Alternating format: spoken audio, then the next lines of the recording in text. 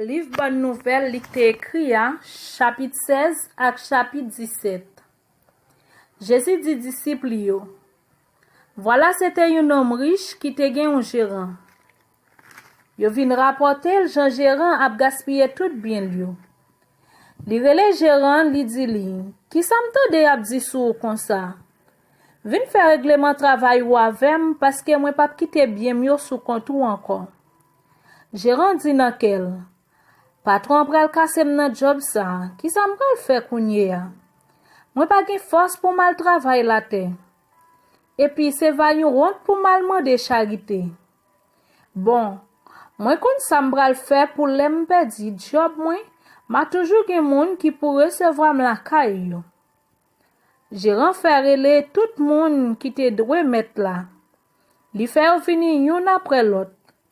Li dit premier ya, combien ou dwe mettre là?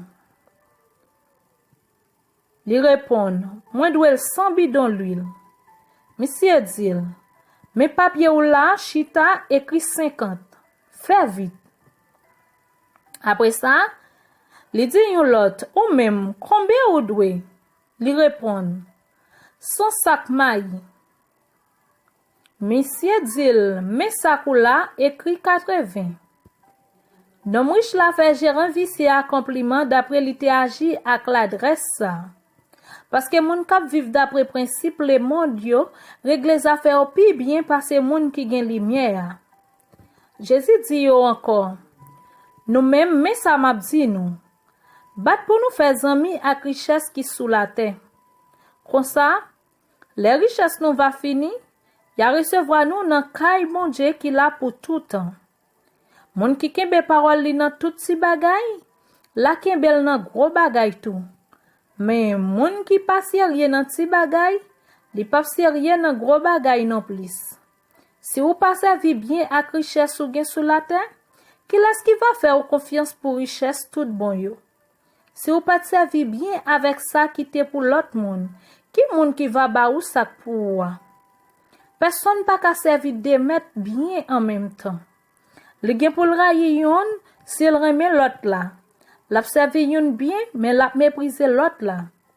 Nous pas qu'à servir bon Dieu avec l'argent en même temps. Pharisien yo tap coûté toute parole sa yo tout. Yo tap passé Jésus dans bêtise parce que yo te remet l'argent. Laisse ça, Jésus dit yo. Nous-mêmes n'a cherché paraître pour pi bon devant moun, mais bon Dieu connaît ça qui nan cœur nous. Bagay moun bay plus importance, c'est yo bon Dieu pas vle wè. Commandement Moïse ak livre prophète yo te gen force la loi jouk tan Jean-Baptiste te rive. Mais depuis là ça, c'est annoncé à pas annoncer bonne nouvelle pays côté bon Dieu roi. C'est nan goumen pour moun entrer là-dedans li. Mais la plus facile pour ciel la terre disparaître parce pour yon seul si détail dans la loi va perdre valeur li. Si yon homme qui te ak madame li pour le marier ak yon lot, nom sa fait adulte. La yon mari qui te madame li, si yon lot nom marié ak madame la, nom sa fait adulte tout. Voilà, c'était un homme riche qui te kon habillé à belle toile rouge et blanc qui te coûté cher. Chaque jour, c'était gros fête bamboche la kaili. Te gen yon pauvre yorele Lazare qui te couché dans papote nom riche là. Lazare te couvri ak maling. Li te bien vi plein ventre li ak bagay qui tap sorti tomber en bas table nom riche là. Sa ki pired, chen tap vin ni chez maling li yo tout. Pauvre la vin mouri, zanj bon Dieu potel mette bon côté Abraham dans ciel là. Nom riche la mouri tout, yo enterré li. Pendant te côté tout moyo ye a nan mitan souffrance, li voyage bien loin li wè Abraham ak Lazare ensemble avec li. Non mouch la rele, Abraham papa, gen pitié pour moi non. Voyez Lazare tremper ti bout d'ouet li nan un ti tak d'eau pour le mettre une fraîcheur sous langue moi. Parce que c'est pas ti souffri m'a souffri nan flamme ça. Abraham répond li, petite moi, songez bien. Ou te recevoir tout bon bagay par ou yo pendant ou te sous la terre. Laisse ça même, Lazare te nan toute misère li. Kounye ya, li jwenn consolation li ba ici là, ou même wap souffri. Et puis tout, gen un gros trou qui sépare nous avec ou. Comme ça, pas gen moyen pour moun sorti site là pour y al joindre nous. Ou sinon, pour moun ta sorti côté où y a pour vin joindre nous. Non mouche la dit li. Tant prie Abraham papa.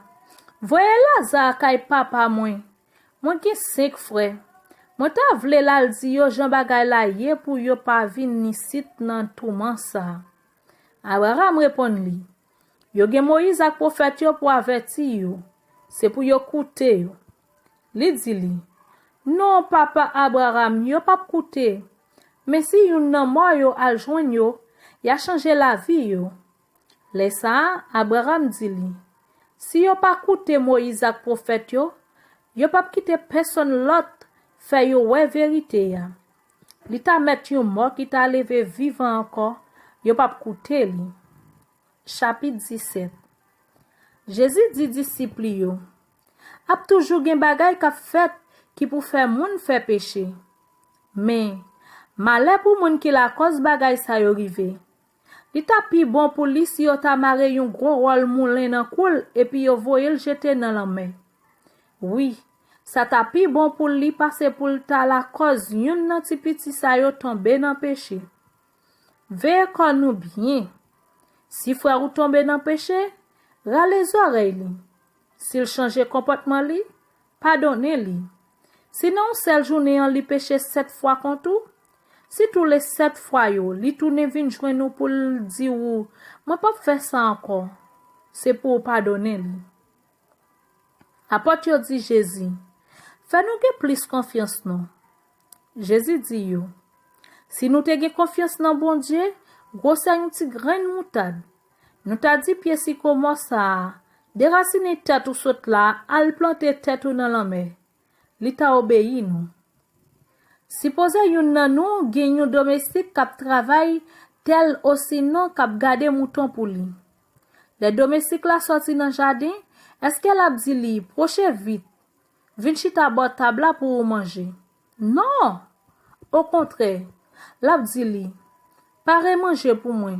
Trousse pon ya tout pour ka servir pendant ma manger, pendant ma boire. C'est l'aime fin manger ou même moi manger ou à boire. Li pa gi merci pour le dire domestique là parce que domestique la fait saleté mandel fait pas vrai? C'est même genre tout pour nous. Là nous fin faire tout ça yo te mandé nous faire, c'est pour nous dire c'est domestique nous yé, nous fait santé doit faire. Pendant Jésus était dans chemin pour la Jérusalem, li tap passé sous frontière qui sépare pays Samarie ak pays Galilée. En tant tap entré dans yon bouc, 10 moun qui te gen maladie la lèp vin contre li. Yo rete campé bien loin. Yo parlé bien fort, yo dit comme ça. Jésus, maître, gen pitié pour nous. Le Jésus ouais yo li dit yo. Al fait prêtre yo ouais nous. Pendant yo t'a parlé, yo guéri. Yon la de yo qui ouais li guéri tourner sous route li. Li t'a fait louange bon Dieu bien fort pour tout monde tande. Li la ge kol la terre dans pied Jésus li dit merci. Nom ça, te yon moun pays Samarie. Jésus prend la parole li dit. Nous tous les 10 te guéri, pas vrai? Côté 9 l'autre yo. C'est étranger ça seulement qui songeait pour venir faire louange bon Dieu? Et puis li dit li. Levez non, ou met ali. C'est confiance ou dans bon Dieu qui guérit ou. Pharisien ont demandé Jésus, que le bon Dieu t'a vinn tabli gouvernement là, li répond yo, bon Dieu a vinn tabli gouvernement là, yon genre pour tout moun wè li. Mais, yo pas dit mel boy ici, ou sinon mel bo là-bas. Parce que, connaît ça bien, gouvernement bon Dieu a la nan mi-tan nou. Et puis, li dit disciple yo, gen on la nou va envie ouais yon nan jou qui pour moun bon Dieu voye dans la chair, mais nous pas pour ça. Ya dit nous, gade, mel boy ici, ou sinon, gade, mel bo là-bas, pas aller, pas courir derrière yo. Fais un coup de zèk le fait rien.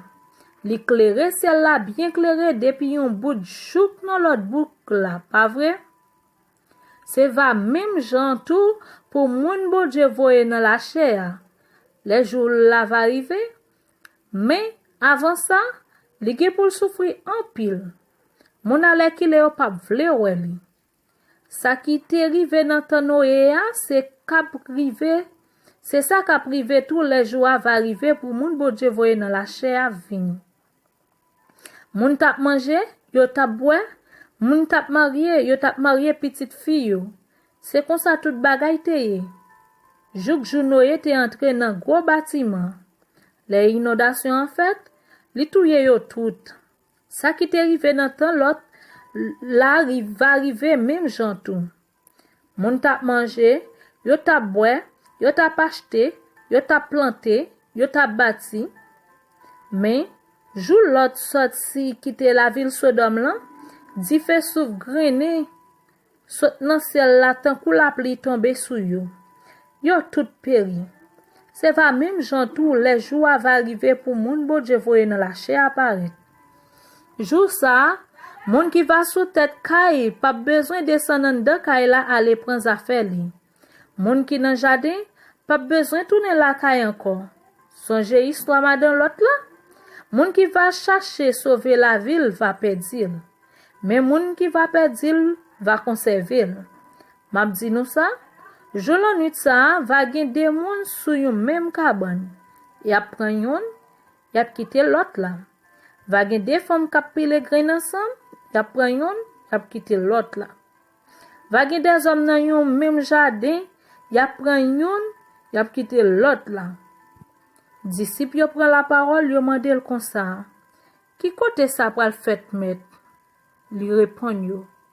Côté cadavre la vaillé, c'est là votre yo va sembler. C'était Luc chapitre 16 à chapitre 17. Que mon Dieu bénisse nous.